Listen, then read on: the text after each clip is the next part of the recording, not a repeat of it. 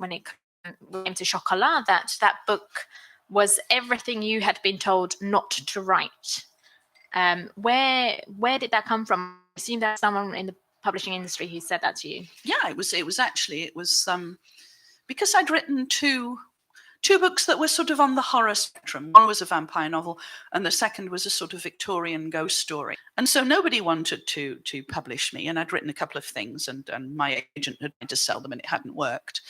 And so he sent one of my manuscripts to a friend of his who was called Al Zuckerman, who had written a book called How to Write the Blockbuster Novel.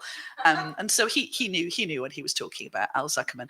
And so this guy read my manuscript and then sent me 20 pages of notes about how it would never sell. And he said, well, your problem is that, it's too parochial. Nobody wants to read a book set in a French village because, none of our readers will have gone to France. They won't know what it's like. And it's got to have a lot more action. You've got no action in this book at all. It's just conversation. It's just people talking to each other. What's that about?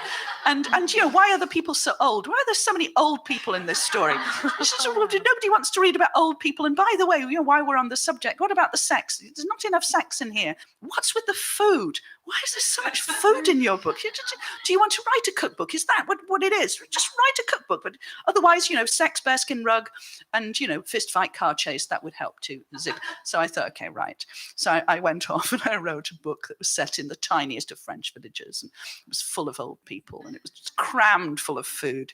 And I called it Chocolat. And it did okay in the end.